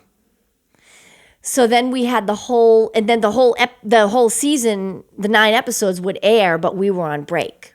So, I mean, I've had great fortune, but the kind of television success, and I'm not even into the money thing, but when you're going 2, season 3, season 4, season 8, 9, 10, all the way to season 14, and like, this show's coming back. How much of a relief, forget the money stuff, because I want to get to that, but how much a relief of the stress of knowing, okay, I'm starting to work in August and I'm going to work 8-9 months out of the year. How much value is in that for you as an actress? Do you know what I'm saying? As a person, because so much of what you deal with as an actor, as an actress in this business is the uncertainty. My next job, this is my last job. Is this show going? Fuck, I just did this show. It's great. It got canceled. Oh, I did 1 season. Oh, we're going to do 2 seasons. It got canceled. And then, to have that sort of like, this is my fucking job and it's a dope job. It's successful. And you're Grey. You're Margaret fucking Grey. Like how much? Meredith. Meredith, sorry. That's okay. How much is that mean to you, like to have that sort of like certainty as opposed to 99.9% of even the greatest of great actors have so much uncertainty? It's everything because the truth is so I just now started feeling secure, just like now. And season 14? I always have been like, Justin Chambers and I, who plays Alex Karev, is a really dear friend of mine, and he and I are very close. And I always say to him, this is the last year of the show. This is the last year of the show. Because listen, I mean, I never get comfortable because you know this business, you know this town. You say one wrong thing, you're done. You do one wrong thing, you're done. You do something you didn't even know was wrong, you're done. You say something you didn't even know was wrong and you're done. So I've never taken it for granted. I always feel like, they're going to hate us next week. And maybe that's why I'm able to get up and grind the way I do and work the way I do. I have a strong work ethic. I've been working since I'm young. I've never taken for granted that, oh, this show will keep going on. And that must be why I keep doing it, because that part of the acting, it was never good for my personality. What part? The not knowing It's what your terrible. future is, not knowing this audition, walking into this room and being judged by these people, and are they going to like me? Are they not going to like me? Are they going to accept me? Are they not? That's not enough control for me. I don't like that scenario. To like, it doesn't make me feel secure. So for me to be able to feel secure and confident, I like staying right where I know my bread is buttered, and I don't like going off into the unknown and the abyss. And maybe people say you don't take enough risks, or I should take more risks, or that's not. Who would say you take more risk? I don't know. I don't know. I'm just saying Right. that for me it's like I've never taken it for granted that the show is coming back. I just now recently feel like, because I know we're probably just going to do 2 more seasons and that'll be it. Right. But I've always felt like the ratings can dive at any minute. Look at these TV shows. Right. 1 minute they're hot, the next minute no one's watching. Ratings can go from 12 million to 5 million overnight. Right. I mean, those ratings on Empire dove. Yes. Dove. Yes. Like, you don't know. You can't take anything It's for true. granted It's ever. true. So I try not to. So, I mean, there's been actors come, go in this show. There's been so many different, obviously there's guest stars. There's the McDreamy part. There's so many different people that have been on the show. And for 14 years, when I say great actors that you've stood across, even going into, films, who are the people that like have stuck out for you during the 14 years? Like when you're across from them, like where you're like, oh shit, this motherfucker's really good. Well, I got to tell you, the one that's coming to mind most recently is because I just finished wrapping it. I just did an episode with Scott Speedman. Okay. And who, hasn't been on a network show in a very long time, right? He's on that show Animal Kingdom, which he just is not on that show anymore. But he just finished his tour on that show and came to Grey's for 1 episode. And I was like, I had a great time with him. I had a great time with Scott. He was really good, really connected. That's a good actor right there. I mean, another one is Denzel, who didn't act with me, but directed me. And I was just like, man, on cloud 9. So what was that like? I talk about him all the time as an actor. If somebody say describe Denzel Washington as an actor, because I do it all the time. What do you see in him? You know what I love about Denzel? Denzel would say, I never did this to him, but other actors would ask him questions. Why am I doing this? And he would say, on the set? Yeah. He'd say, you don't know? You don't know why you're doing that? You need to know why you're doing that. What the fuck are you asking me for? This is your character. You should know what you're doing. He respects people who are confident and who know what they're doing. And I never asked him anything. I would never ask him that question. No, never, right? Nor would I. But that's he's cool. He's a super intense man. You talk about people who have a vibration, he's got a vibration, your aura, your vibration, whatever you want to call it. There's certain people that have it, right? They just walk in a room and they're in the room. Even if your back is to them, you feel some energy shift in the room. That's a star when the energy shifts in a room. And, Rihanna has that. Oprah has that. Barack Obama has that. Have you been around Barack Obama? Yep. Leo has it. DiCaprio has it. So it's the general term is charisma. Yeah. Or vibrate. It's just there's just a thing. Yep. They just have a thing. Yep. It's a vibe. Yeah. It's a vibe. Yeah. That's fucking cool. How were you around Barack Obama? Did you meet Barack Obama? Yeah. Well, what the fuck is going on here, man? Oh, shit, man. No, because of the show. I gotta say, I think I'm the only person in Hollywood who didn't meet Barack Obama. There's fucking C-level actors and their cousins. Right. I never got invited for 8 years. There's like friends are like, you didn't play basketball with Barack Obama? I go, not one fucking time. I go, they fucking let you in the fucking White House? I didn't go to the White House, though. Where did you meet him?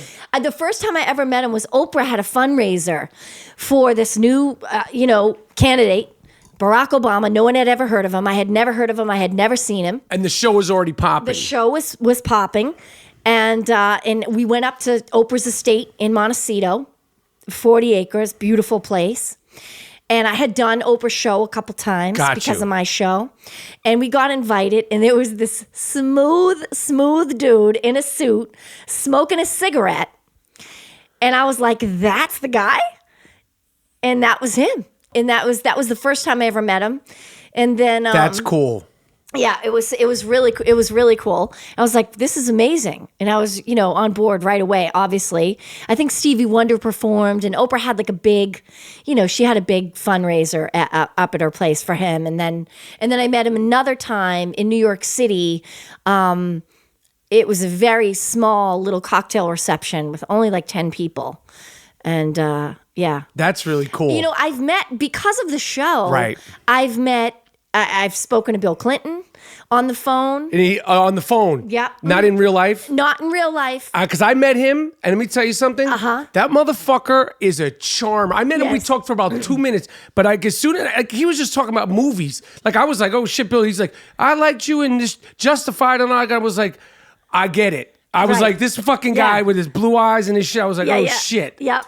But I mean, you talk about vibrations going to the Denzel and all, but like, there's just certain people, and it's not necessarily the best looking person. It's just I don't know, like a coolness or a charisma. It's just charisma. Charisma. It's like Miles Davis wasn't the best trumpeter, but if you ask who's the most famous, it's Miles Davis. Because he's just the way his whole thing. His name's Miles Davis. Right.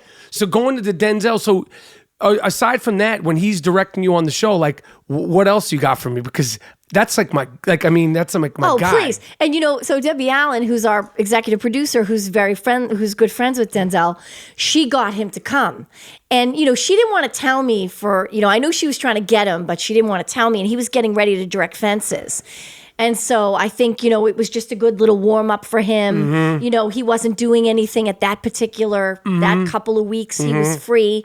And, Debbie Allen can pretty much get anyone to do anything. So when she finally dropped the news, I was just like, what? Are you kidding me? And he comes on set and he's directing an episode of Grey's Anatomy. Yes. And be honest, I mean, Grey's Anatomy, this is the highest of highest network shows, but the director on a TV show, it's like, it's a revolving door. Yes. I mean, obviously you guys probably have a family of people that do it.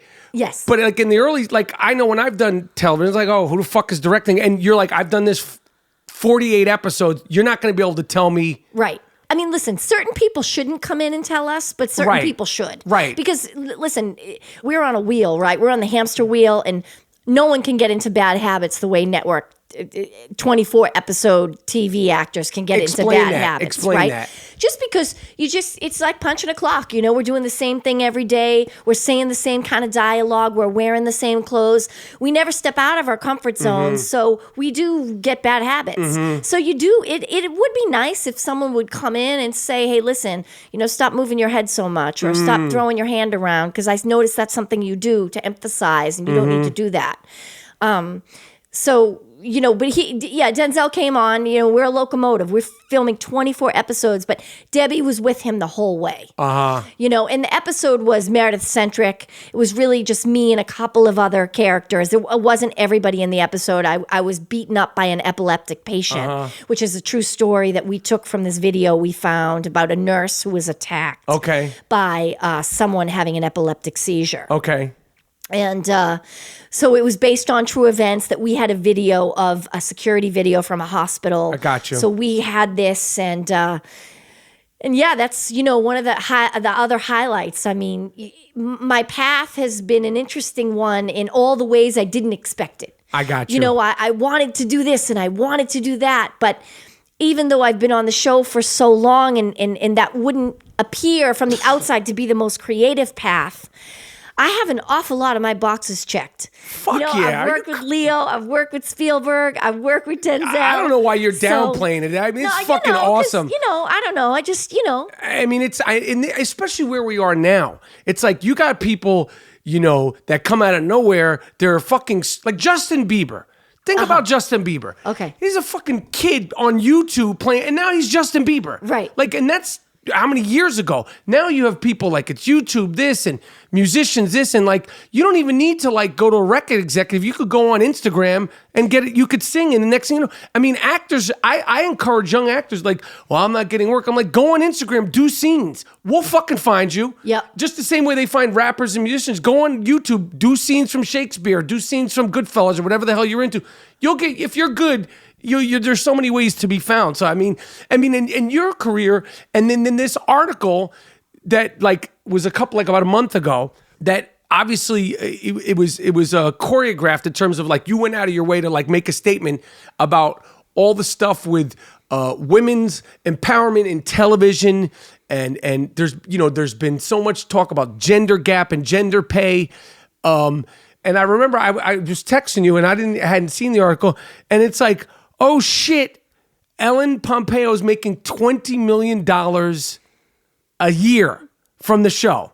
So forget about the uncertainty. Like, here's a question. Like you say, oh, what would you do if you got $20 million?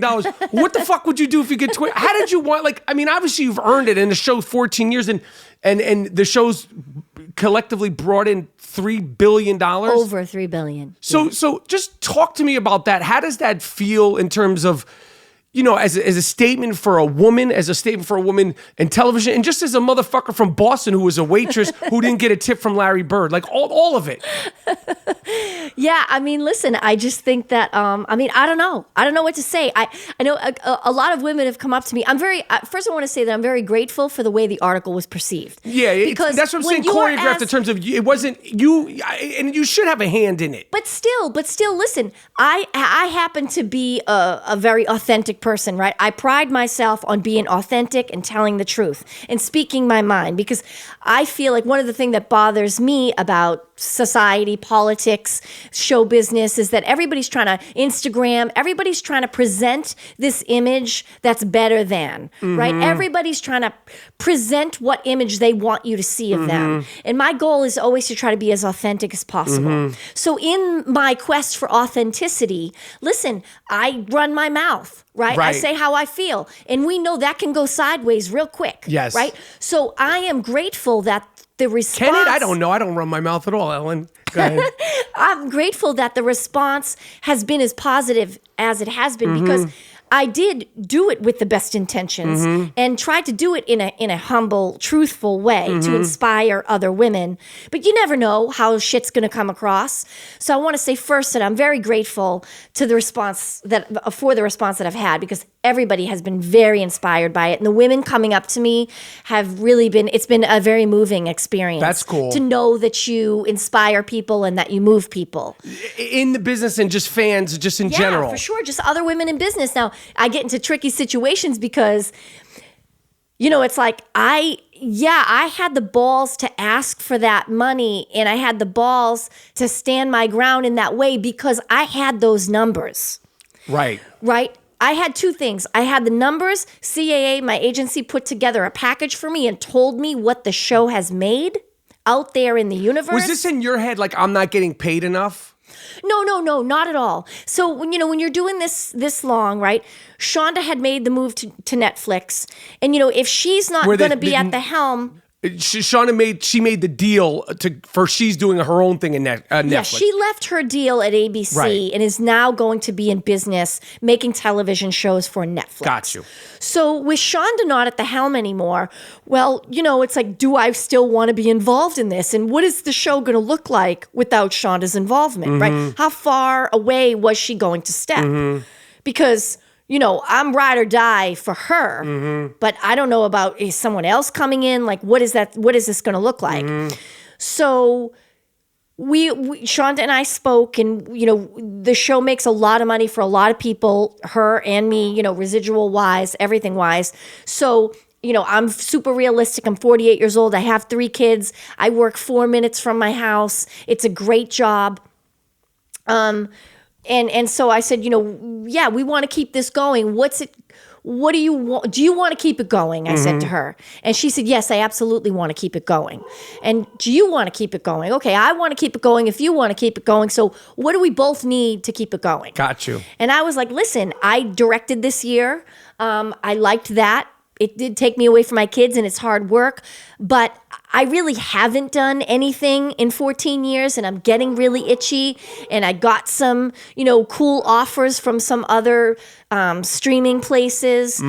I had a couple of super cool series thrown at me, and I was like, oh, so she's stepping away. This is the time where I could step away. Right.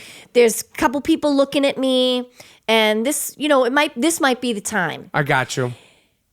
But then she said to myself, what's it going to take? And I was like, well, I need to be empowered. I need to feel like an ownership of this show, and I need to grow in business. Ownership in terms of financial? Yes, financial ownership of the show. And you don't back want to end. just be an actress. Right. Which I've had ownership over the show before, but just not as big a piece. I got you. And I think that, the acting thing was kind of, I outgrew it. I told you before, I do houses. That's sort of my creative outlet. I love home design and construction and all of that. But I guess the acting thing was never, I don't know, I feel like I've done so much of it. I guess that my acting bulb is kind of burnt. I got you. So I was like, but if I can stay here and I can direct and I can produce other shows, and ABC's going to give me a deal and let me create other, because really I've had a master class in making television, right? Is really, I have my master's degree in making 1 hour drama. I know everything about it. So, and that's in the business side of it now is what's interesting to me. I got you. Acting is cool. I'm going to say I would never want to do it again, or I wouldn't want to do it, but it's a young girl's game. You got to get on a plane. You got to travel. You got to live in Canada for 8 weeks. You got to roll around in the mud, take your clothes off, walk across a glacier. Then you got to put on a dress and parade yourself on a red carpet like a pony and promote it. Right. It's hard work being an actress or actor. It's hard. Right. I think it's harder for actresses than it is for actors. I agree. The conditions, what you're meant to do, the shit you have to put up with. And there's an expiration date for the majority date. of women. That's just the way it is, especially if you started working when you're young. Yeah, it's just this the way it is. So I like the business side of it now. So I was like, this is cool. This is a cool place for me to transition at 48, to transition more into the business side and, produce the show and help produce a spinoff and produce other shows. And so I'm more trying to move my business into that now. I got you. And so what has been the response in terms of when you see this in print? Ellen Pompeo is making $20 million an episode. And what are we buying? Are we buying planes? Are we buying a car? If you're around your friends, are they like, nah, bitch, I'm not paying for lunch? What has been the sort of the fallout from everybody knowing, you make $20 million. I'm not fucking paying for the salad. You could pay for the salad. I always have to pay for the salad. That's the fallout. I always have to pay for the salad. And I'm happy to, Right. Listen, if I feel like my whole life, people have been generous with me. This town has been generous with me. Right. People have been generous to me, generous of spirit, the fans, to watch the show for this long. The universe has been good to me, and I have to be good to the universe back, right? Right. And that's what feels good, and that's the right thing to do. So, it's a little awkward to have your pay out there like that. That's typically not something I'd be. Because I was going to ask you to borrow $20 a day. Yeah. I'll give you 40. That's okay, fine. Yeah. All right. Yeah. But that's what I'm saying. Just in terms of people knowing, it's but one thing. What my business manager will tell me is 20's only 10, Ellen. So slow down. Okay. And flying private will get you broke real quick. Yes. That's the quickest way. You got to be busted that's out. not the way to play that. Do you hear me, DJ Khaled? Right. You hear me, Khaled? Right. Okay, I'm sure Khaled's not paying for all those jet lucks. Right. But that flying private is that what gets people? Yeah, that'll drain your bank account real quick. So you that's an expensive luxury that you get very used to. Yeah, you got to be really, really. It's got to be some real guarantees. Be a baller. Yeah. So the buying and selling houses, we were talking about this earlier. This is something you love to do, and how does that work? You'll see, why do you get involved with it? How do you even have time to get involved with that? And take me through your latest house thing. What happens? You see a shithole? Yeah. It's always a shithole. It's always a project. I don't think you could use the word shithole now because there's such a stigma on our president just using shit. But we're saying from a house. It's a shithole. You know what I mean? You gotta be fucking careful everything you say. But we're talking about a rundown. You're talking about a place you like to rebuild them. Yes. and you see it, and like you do this all on your own, or you do it with your husband, or you have a partner, like I do it with my husband, who's my partner in everything in life. but he's into it also. He's into it also. Yeah, he has a great eye. He has a great eye for properties. And one of his best friends is a realtor. So those two scope and they find cool places. And then they'll call me up and they'll say, you have to see this place. But I walk in onto a property and I either feel a vibe or I don't right away. It's a vibration. I can't explain it. I got you. And when you refurbish them and you fix them up and all that stuff, do you get, how hands-on is that? And is that like, that doesn't seem like a stress-free situation. That seems like it's very stressful.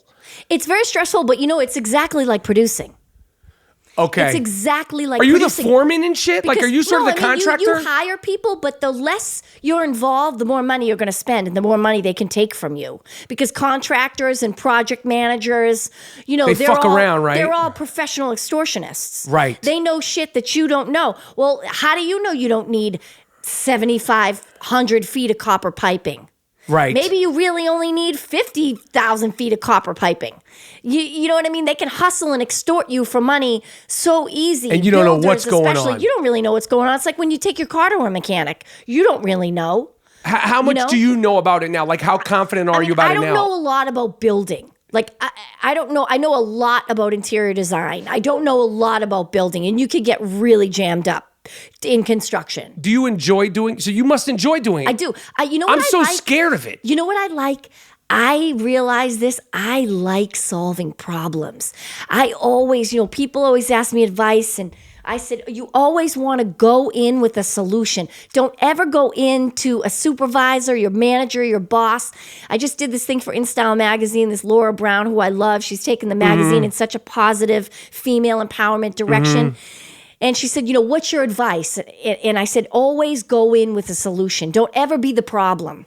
Even if there is a problem, don't go in with the problem. Go in with the solution. I got you. No such thing as problems, only solutions. That's a Chris Ivory quote. Okay. Yeah. All right. And you said so you have a production deal now. Yes. Well, I have had one, but yeah, I have had one for a few years. Is it something you've been working on a lot, or are you focusing on it more now? No, I've been working on it a lot. Listen, it's the hardest thing. I mean, you think other careers are hard. I mean, producing is absolutely the hardest thing I've ever done. Why? Man, because there's so many hurdles to get over. Explain that to what so you have to find even the material. Even Ellen Pompeo, right? the $20 million woman, star of Grey's Anatomy. Yes, I have to find a book. I have to find a book that's hot. So the book that's hot, there's 4 movie studios want that book. So I have to now compete with them to get that book. How do I compete with them? I have to have ABC bid for that book for me. If they don't bid as high as Sony, if Sony offers more money, that's gone. That's it. Let's say ABC does bid for the book. So you get the book, and then what's the next hurdle? Then you have to find a writer. And that's like getting married. Yes. That's rolling of the dice getting married. Yes, you have to find one who likes the book, who has a good take on the book. Then even if you love that writer and that writer's dope, the studio has to like that writer. So all those things have to come together, right? And then if the studio likes the writer, he writes the script. They coach him along the whole time. Hopefully, and when you write the script, you, Ellen Pompeo, and the studio have no power. This fucking guy or this girl, hopefully don't fuck it up. No, wait, no. How many? He writes a script, right? This is network TV now. He writes a script. The studio looks at it and says, oh, could you change this? He goes, okay, I'll change this, and this. Okay, he changes this. Now can you go back? Oh, we love those changes. Now can you change this, and this? Because we liked it from the first one, but you changed too much. No, yeah. Okay. Change. Right? He changes all that. Okay. Now we love it. Right? It goes. That happens like 4 times back and forth. Right? Where they make changes to his script, or they request changes from him. Then they send the script to the network. Then the network wants their changes made. So then they say, "Oh, we love this. This is amazing. It's so good. But could you change this, and this?" He says, "Sure." Even though that's what the studio wanted changed, we're going to change it now back because the network likes the other way. Change. And then all these changes, the script looks like something completely different than what he originally wrote. It's now the studio and the network's version of what they like, right? So, okay, you figured no problem. The script is exactly what they wanted. So now when it comes time for them to make their decisions and tell you what pilots they're actually going to shoot, right, from this, what scripts they're going to pick that make the cut to shoot a pilot, oh, we don't like this one. And you might not even get out of the gate. What do you mean you don't like it? That's essentially your script. You changed everything about it that he did. It used to be a book. That is your script.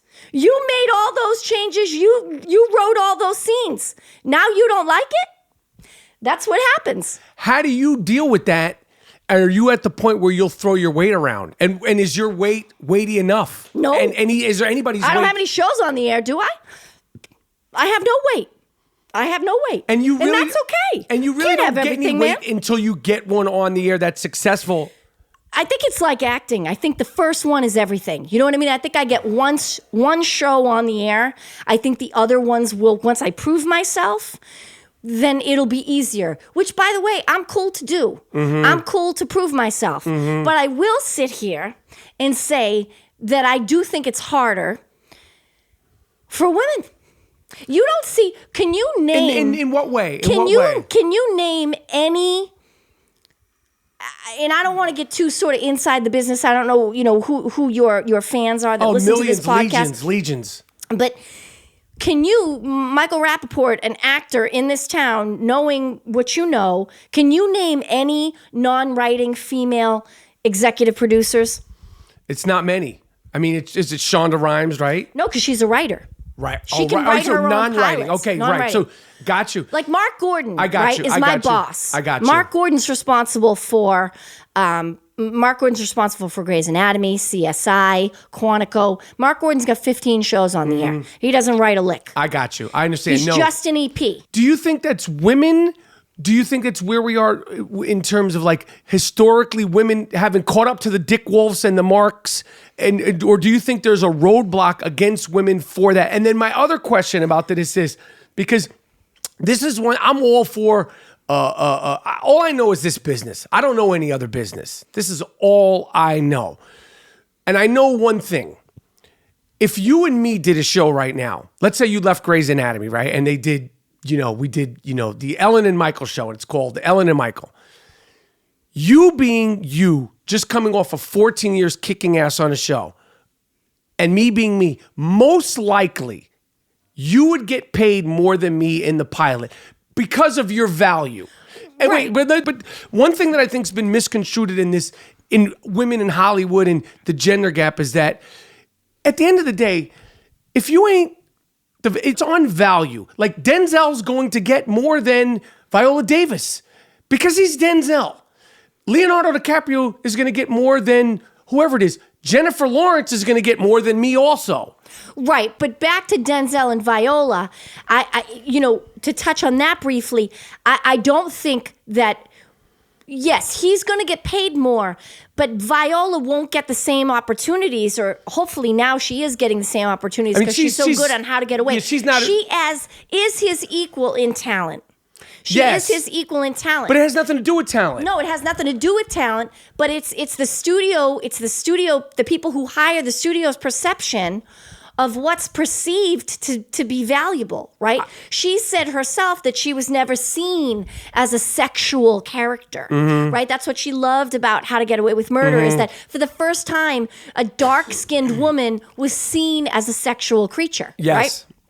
So I agree with you. It is very hard to quantify what the pay equity thing is it's a conundrum, right? Because it is hard to quantify the value of people, because yes, people do have a bigger audience. Right. People have a bigger following. Right. And that's the value of it. Yes, that's the value. It is challenging to quantify and say some people should be paid the same, especially with actors, because we have fan bases. Right. It's like... I mean, some are stars or some are not stars. Like, if I'm like, let's say me and Jennifer Lawrence are doing a movie, and I'm co-starring with her. And let's say it's like she's working 60 days, I'm working 60 days.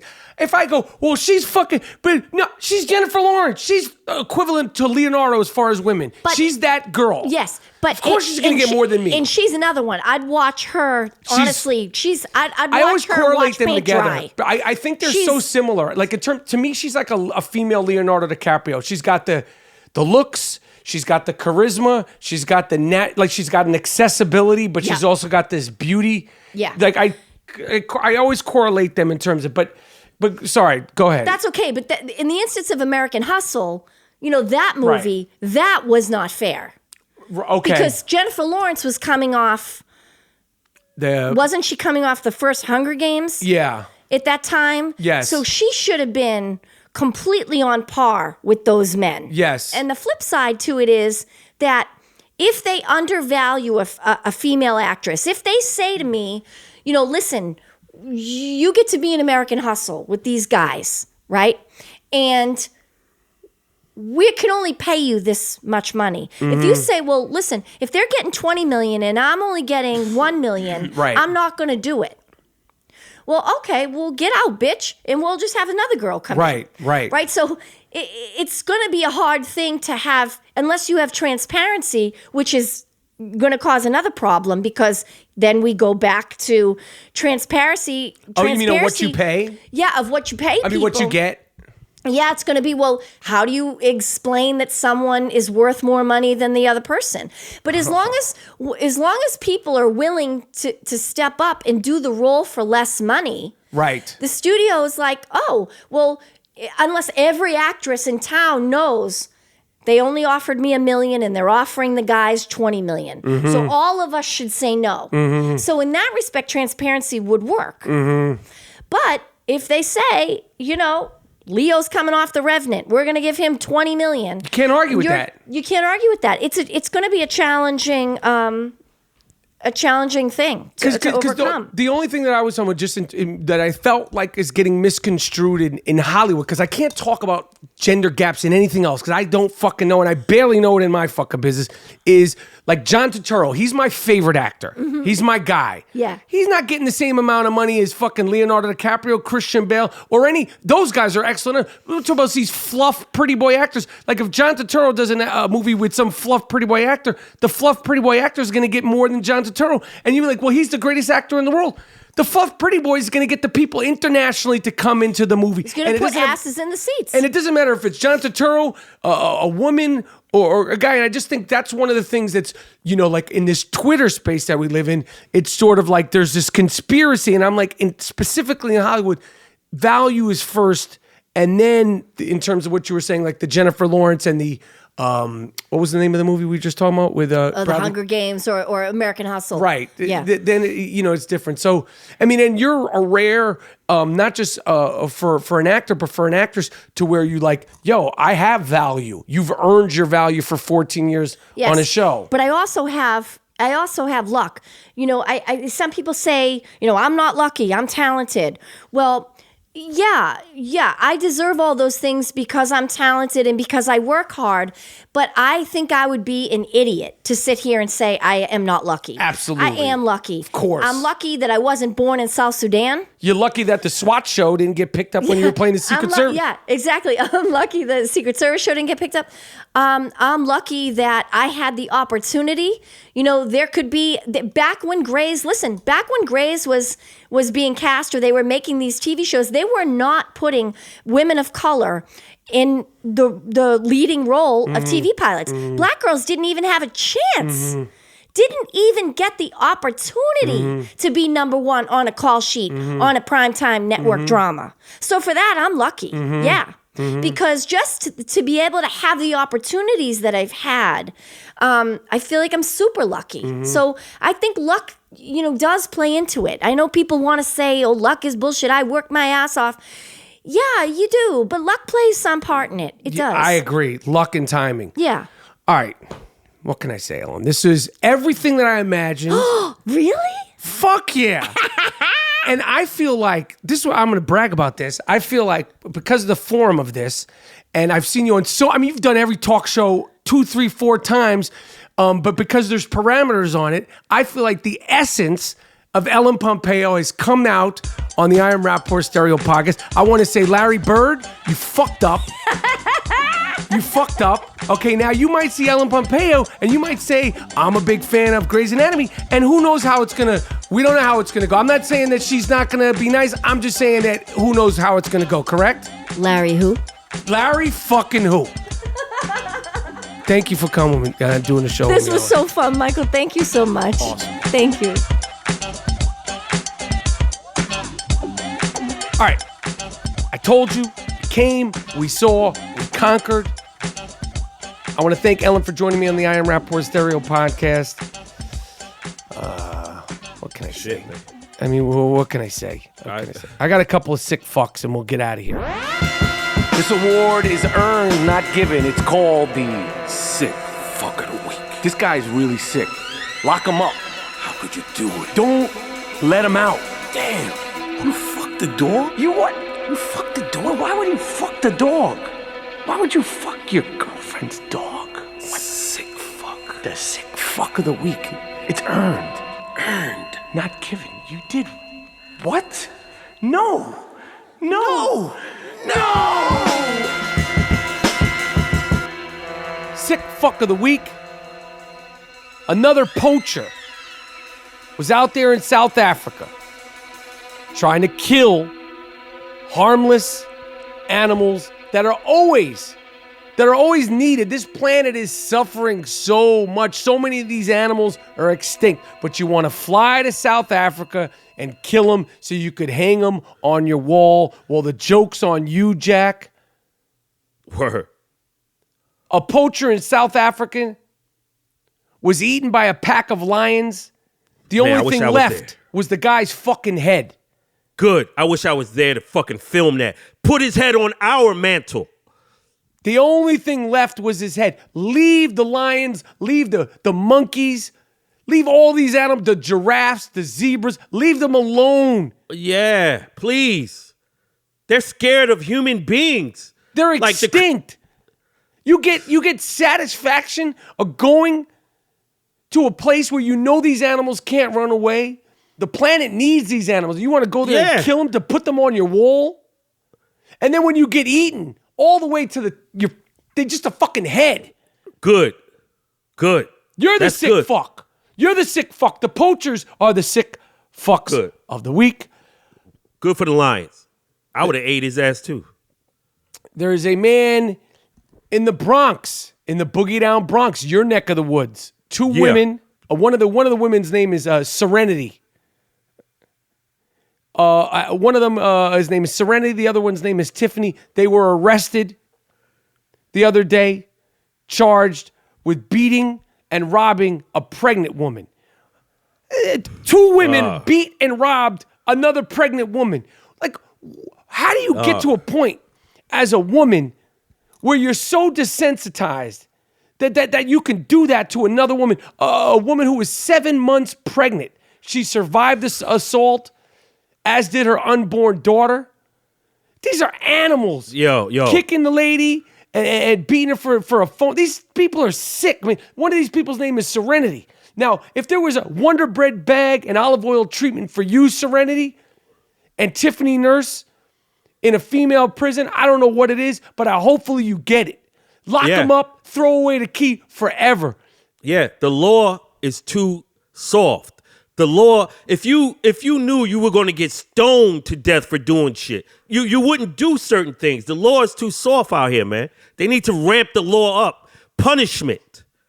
A Little Caesars restaurant damn near caused the couple to have a big seizure after the couple turned their pizza pie over and found mouse droppings baked into the crust. Jesus.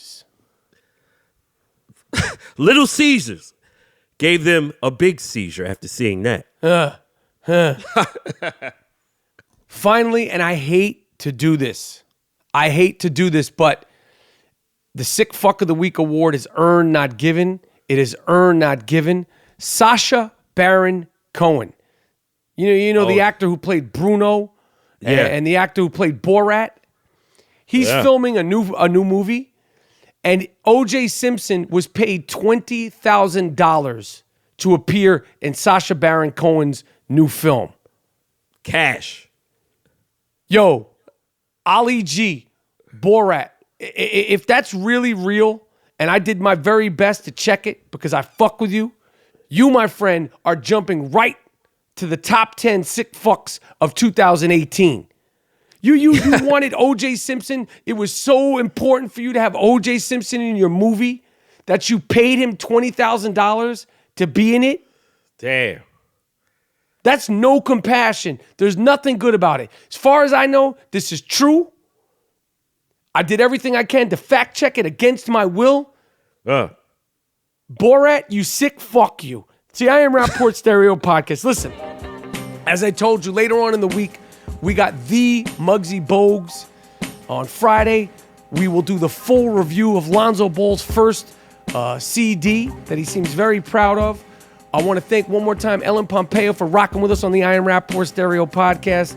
Yep. G Moody, last name rhymes with duty. My name is Michael Rapaport. It is the I Am Rapaport Stereo Podcast. Tell a friend to tell a friend to tell a friend. We're out. Out.